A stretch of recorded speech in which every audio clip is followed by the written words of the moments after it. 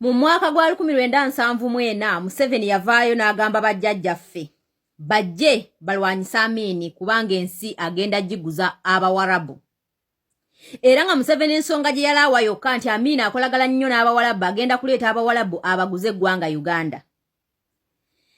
Era Amini oyo gwe yalagamba ebigambo ebyo ye musajja yagoba Abayindi, n'agoba Abayuropiyani, n'abazaayo ewaabwe, n'akwata ikonomi y'eggwanga Uganda n'agiza mu mikono gy'Abannayuganda.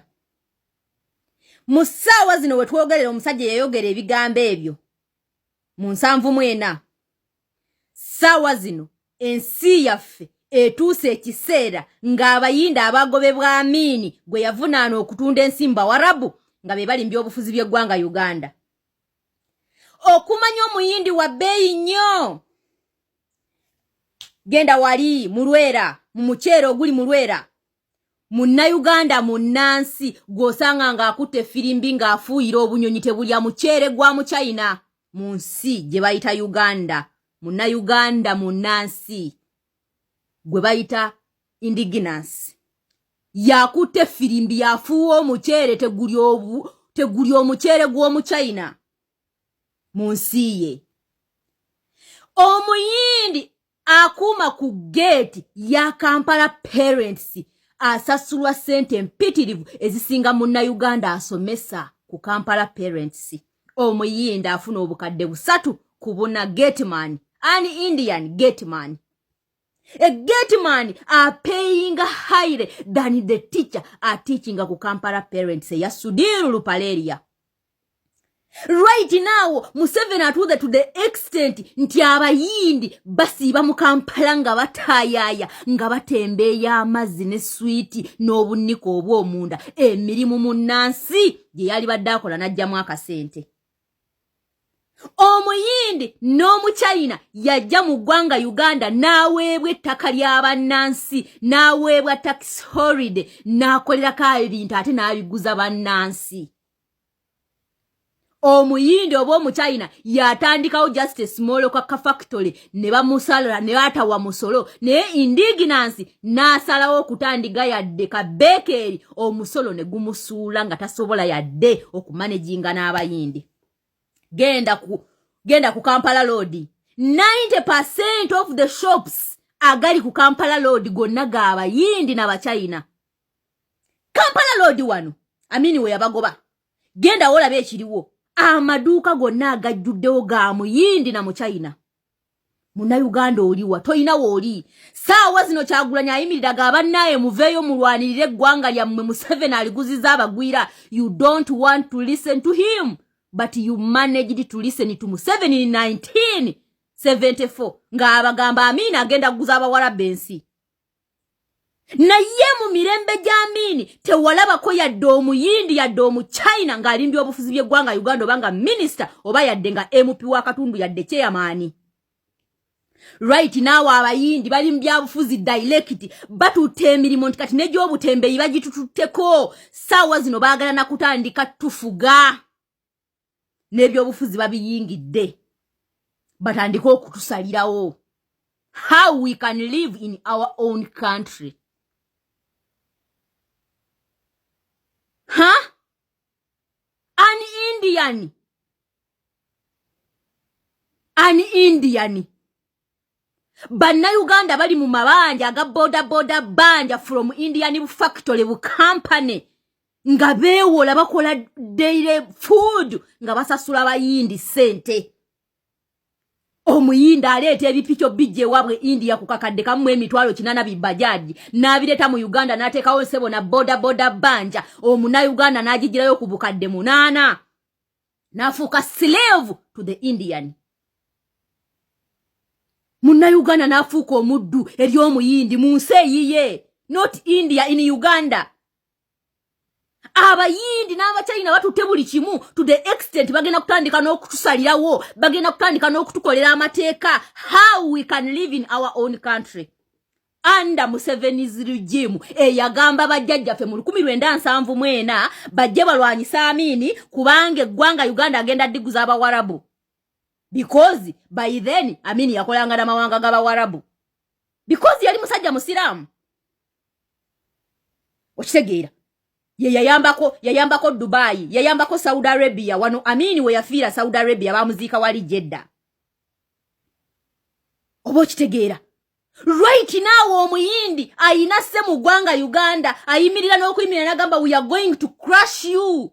Any Indian is going to crush the indigenous, the natives of the country called Ugandans. An Indian. Atayina yadde jajjawo mu bibibi yadde sengawo mu bibibi in a country called Uganda. And that Indian, he cannot even marry a Ugandan woman. Those are the people enale mubetuletera to take over our country.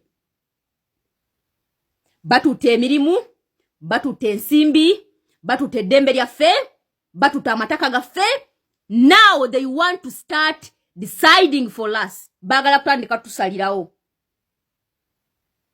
Abayindi bagala kutandika kusalirawo bannayuganda. So, you no longer have anything called yours in Uganda. Omuyindi akukuba n'akutwala n'akusiba n'akuleka nayo. Omuyindi azembye obufuzi by'eggwanga Uganda direct era bannayuganda abamu bagenda mulonda just because bawagira NRM, but they cannot think. Tebasobola kulowooza yadde akadakiika akabibibi. Yadde akadakiika akabibibi. Bweziti ensi bwe zisaanawo. Bweziti ensi bwe zisaanawo ne ziggwawo. Kubanga bannansi baazo balagajjalira ensi zaabwe ne balagajjalira obutuuze kwegamba ne balagajjalira responsibility zaabwe mu mawanga ge balimu. Abamanyi value y'amawanga ge balimu ne bajja ne babayambako okuzibajjako because you don't value your country. How can a Ugandan vote an Indian? And right now Byabakama is convincing Ugandans that look, so nominating Ugandans from the election. Naisao an Indian has an opposed just because aliku NRM flag bearer. These people, Uganda, we have a duty, a collective responsibility to fight for our sovereignty. Because right now we have been occupied by Indians and Chinese. Now Chinese and Indians, they are the one deciding the economy of our country. And General Museveni can sit on camera and say that our economy is now higher than before because our Abayindi and China bayina companies, but Ugandan is working in those companies. They are underpaid. Not even $1 per day. The same Museveni refused to sign minimum wage. Etteeka lya minimum wage in Uganda. Etteeka just eritugamba nti omukozi asookerwako alina okusasula emitwalo 12. Eryo lyetteeka lye bamuteeka. Tukyali ku tteeka ekkadde erya 1962 erigamba nti Munauganda omukozi asookerwako alina okusasulwa nusu kakaaga per day. Kakaaga. Era Omuyindi akukozesa kubanga etteeka eryo likyaliwo kadde. By then in 62 kakaaga kaali kamaanyi ng'osobola n'okugula ettaka ku nusu 9. But right now kakaaga you cannot even eat breakfast. But Museveni yagaana okusayininga etteeka lya minimum wage kubanga akimanyi companies eziriwo zonna zize under an Indians and Chinese. So Ugandans are slaves in those companies. Okitegeera.